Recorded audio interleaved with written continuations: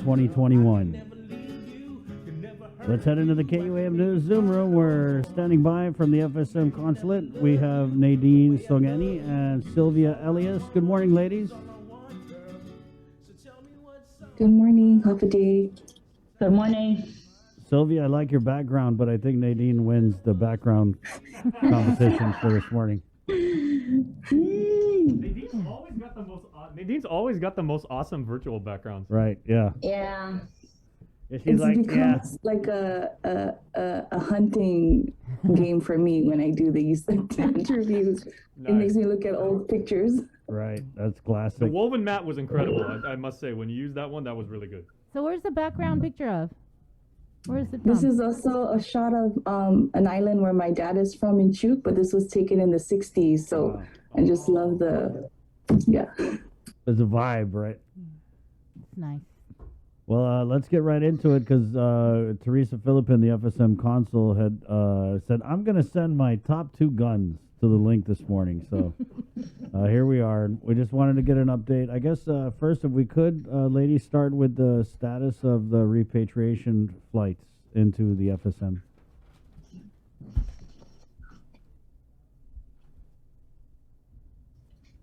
All right. So I guess I'll go ahead and share that. Chris, thank you. Thank you. Thank you for that request or question. Again, my name is Sylvia Elias, and I'm from the FSM Consulate Office as one of the Foreign Service Officers. Repatriation flight update for everyone. I'd like to share that so far, since May 2021, we've managed to complete 10 repatriation flights. 10 repatriation flights that covers 419 passengers / citizens to the FSM. And we've been able to repatriate people to Pohnpei. Majority of the population went to Pohnpei. And then we have so far 1 flight to Koshrai and 1 flight to Yap. So that's basically the stats of our repatriation repatriation efforts so far from May to August 9, 2021. And we're still doing registries for citizens or residents that are trying to go back home to the 4 states. As of today, 3 out of the 4 states are open for repatriation flights. FSM is not yet open to the regular flights.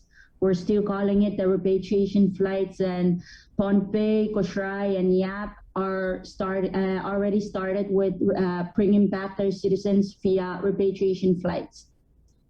And we do registry of citizens and residents going back home via email straight to the state and FSM task force, or you can come to the office here in Harmon and register your names by submitting entry forms and your copy of passport and your vaccination card if you're eligible to get vaccinated.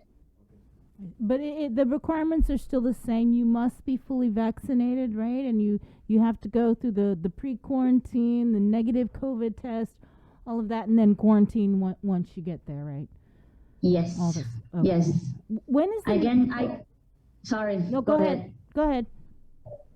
No, I was gonna say I can even go into the briefly over our procedures.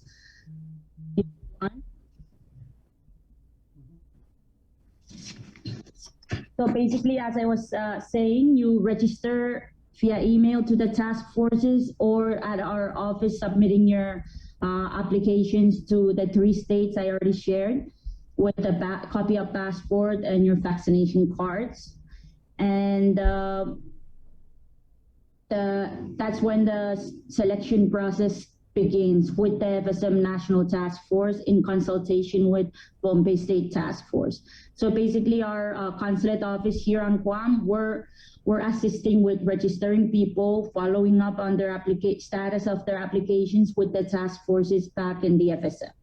So as soon as the FSM task force, in consultation with the state task force, as soon as they confirm who's going to be on such flight and which state, we then contact these individuals that they will send to us. And after contacting these individuals, we put them into our pre-quarantine on Guam for 7 days. And then 72 hours prior to departure, public health helps assist us by swapping all passengers in pre-quarantine or in our quarantine facilities. And whoever is positive, we must transfer them immediately to isolation facility. And then whoever is tested negative will be on the flight. You didn't mention any repatriation flights to Chuk. Is that in the planning?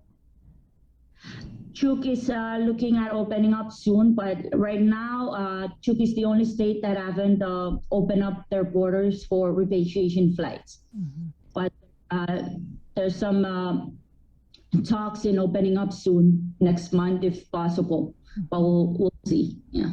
When is the next flight scheduled to depart? Okay, yeah, thank you. Right now we have active pre-quarantine that started yesterday. We have a flight scheduled for August 23rd, and this is 2 groups, 1 group, same flight, 2 groups. One is going to Pohnpei, one is going to Koshai.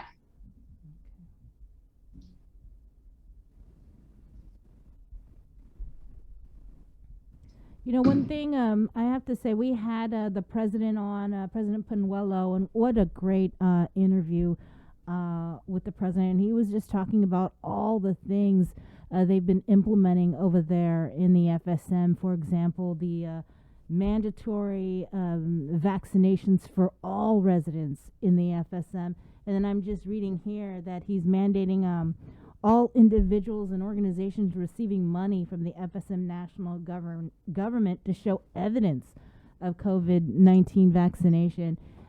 He's just really doing some unique, I think, things over there in the FSM, and rightly so, because I think there's no positive cases over in the FSM. Is that correct? Yes, it's from my understanding, there's no positive cases yet. Wow. Okay. Can any of you talk about what's being done here in Guam to increase COVID vaccinations within the FSM community? I know early on they were having the clinics and things like that, but we haven't heard about it in a while. Nadine? Right. Sure, I can go ahead and help there.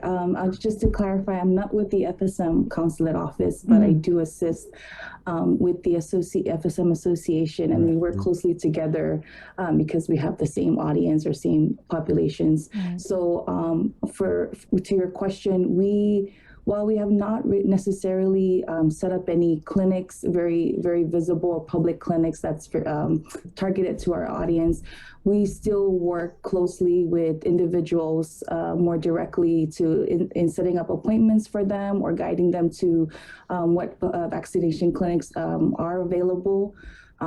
So that includes clinic and testing, just because of the rise in positive cases. You know, we also want to encourage our citizens to go ahead and get tested as well. And so, yeah, we've just been trying, we've kind of taken a step back in terms of having these clinics, but that doesn't mean we have stopped encouraging or promoting the importance of the vaccine. And if anything, we've just, on a side note, there's a few of us within the association where we have gotten some funding to actually help with fund some of our ideas that we had early on in the work, and so we're going to be kicking that in gear in a few weeks, if not few days, actually. So. But that's also because many of us who've been assisting are doing this on the side. You know, we have our own full-time work and things like that, but we find ways to incorporate it into our own activities and things like that, just because it wasn't sustainable to just do one work, but we've found ways to make it hit other important points or other topics, matters actually relating to COVID. Can you tell us about what those programs are then? Sure. I guess this is going to be the first information out. So myself and a couple of other women, we've just recently formed a community organization, women-led, women-focused, and part of those is just really we have some ideas in the planning. We have a meeting with some key people, community leaders or elders that we want them to kind of be at our little workshops and I guess meetings where they can be speakers, so that they can articulate the importance of the vaccine and social responsibility in our languages. But then also we would have social events, within the guidelines of how many people. We're always thinking of that, so that's why it's kind of been just planning and making sure that we follow those protocols, but we want to also make it very culturally relevant. And so we might have a in-person meet and greet with our women's group, but we also have a virtual one planned up, and we're just looking at creative ways to get women and their families involved in coming to these meetings and these workshops that really just promote the vaccine and just social responsibility. But other than that, yeah, we just we have contacts with Department of Public Health, American Medical Center. They've been really helpful in just getting us in the information so that we can help our citizens. They'll call between the FSM Consulate Office or the Micronesian Resource Center.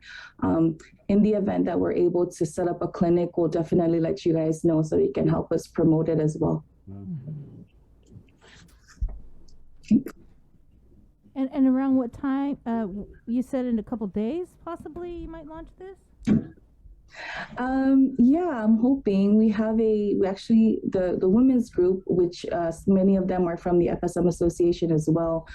We have a meeting actually with some doctors that came in from Hawaii and the mainland, more on a different health focus, but we, the women's group here in Guam, wanted to participate in that, but also find ways to integrate the focus of that health issue with also COVID, because we feel that it's interdependent. Like what happens here will affect the other focus. So we have a meeting planned tomorrow at the FSM Consulate Building B, and then after that we'll be able to launch our first virtual meet and greet, or possibly in person. So that's the first stage. We do have some other plans, but maybe it's best to, when that's kind of finalized, then I can definitely share that with you guys. Are you guys seeing a lot of vaccine hesitancy within the FSM community? Yes, I feel like early on we saw that, and that's what we were trying to address. I feel like there is hesitancy across all communities, across all ethnicities. Right. Definitely what we try to encourage within our circles, within our communities, is just the fact that, like any other, we just want to keep talking about it, kind of normalizing the talk about this vaccine, and also trying to connect it to what we believe and what is important to us, and kind of trying to make those connections in our explanation, so that it makes that it's sensible. But then also we're providing these information, scientific or research-based information, but then also trying to find ways to interpret it or articulate it in our languages, and so that people, our communities, are hearing it, are learning from it, and they can make their own informed decision. We're not trying to force it on people, but we definitely know that it's going to take ourselves to help our communities really, get them to those vaccine clinics. Well, thank you, Nadine, for the information. Was there anything else, Sylvia?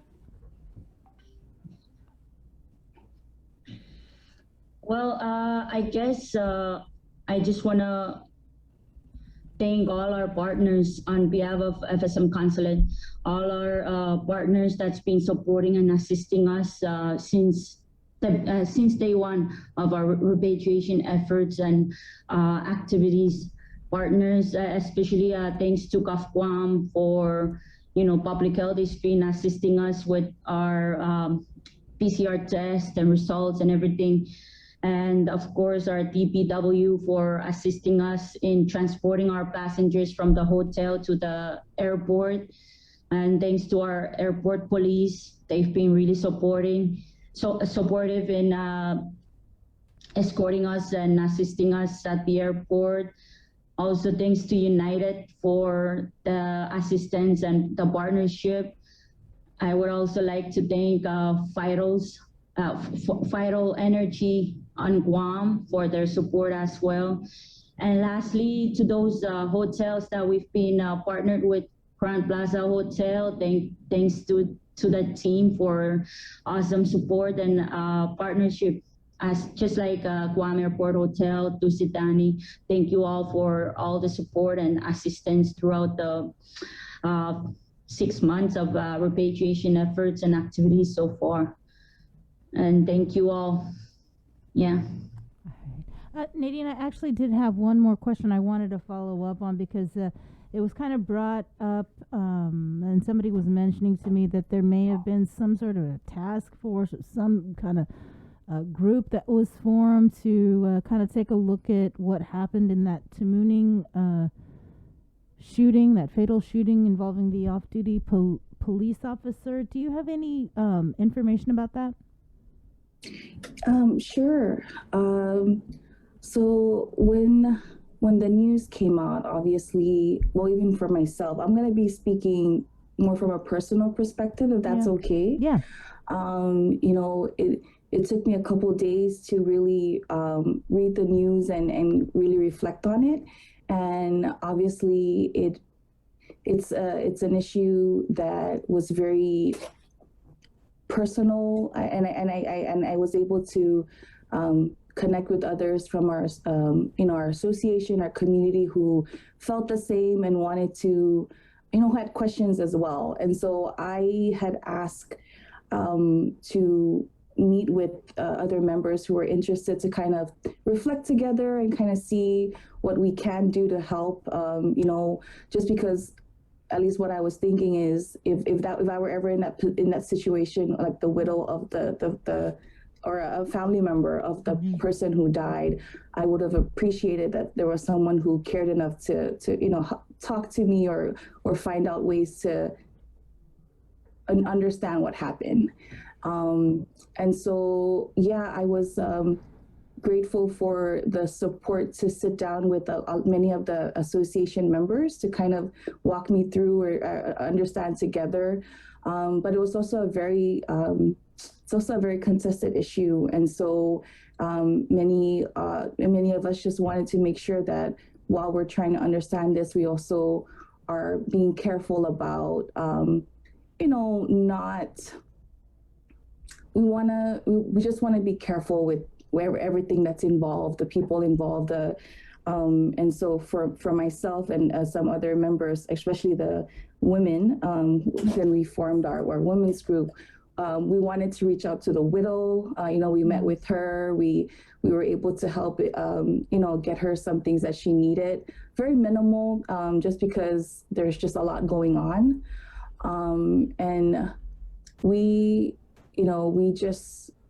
I think we wanted to find ways to support the widow, really, and so that's what we, at least that I've done. Some of us, the women that we've done. It's a very tricky subject, but I think I want to say that people, regardless of the ethnicity of the victim, that people would have been concerned about how the incident happened. And so I think I'm still trying to understand that. And we did I was very concerned, and I'm hoping that people don't look at the ethnicity so much as to disregard a human life, and so that's where I was coming from, and I was trying to see if others would help me kind of figure that out. And I think we're still kind of at that place just because the investigation is not even fully completed, it seems. And so we want to make sure that, or at least I want to make sure if I'm responding so publicly that I have all my cards, online, but I'm also talking to the family directly and honoring or respecting their wishes. Yeah. Okay. Yeah, we're all waiting to see what is the latest with that investigation. But I certainly appreciate you and everything you're doing for the FSM community. I remember when you first came on a couple of years ago, right? Wasn't it, when the incident happened in Mangilao, and you spoke up so passionately at that town hall meeting, and so that's what came to my mind as so the news happened, I think, on a Thursday. The incident happened on a Thursday. I didn't really get a chance to really read it and think about it till Saturday, and I was like really so hurt and angry, just because we're not from the same island, but that doesn't mean I wouldn't feel for what happened. And I've had incidents where I thought that the police did not respond, or they did not respond in the way that I had hoped. And so it just really brought back that memory, especially, and I think that's a full circle for me at the association, and why I was like, okay, this had kind of happened. The tables have kind of turned in this case, but we should also try to figure out ways to be proactive. And so, but we want to be careful. We want to be cautious too, because I don't know all the steps involved in cases like these, and so it's really complicated. But definitely, I just wanted to at least reach out to the widow, most especially. I actually remember she used to be a participant in my Mother Read, in my family literacy program many years ago. And so for me, it was kind of like circling back to this woman that I met years ago at a school, and she was trying her best to be involved in these parent literacy programs. And so, I wanted to see what I can help her with. And she's also trying to figure out what she needs to do. And so I think we're just hoping to see what's going to come up from the investigation. But also we want to make sure that, there's due diligence on all parts. And so I'm curious to see what's going to come out of it. Well, thanks again, Nadine, for coming on. Sylvia, thank you so much. Nadine, keep up the fight. Right on. Never mind. I'm not going to ask Teresa anymore. I'll just directly get you guys. Every Tuesday. Thank you, Chris. Thank you, Sylvia. Thank you, guys. Thank you, Nadine. Thank you, guys. Take care. All You right. too. Good talk. Okay, Yeah, guys, Jay. we do have a developing breaking story right here. Yeah. Teresa Philippin has blocked Chris Barnett apparently now on WhatsApp because of that comment. We'll follow up. You see more on Prime We Time will. tonight. It's 9:13. A quick break, and we're coming back with Jason Solis next on The Link. Good morning. Make it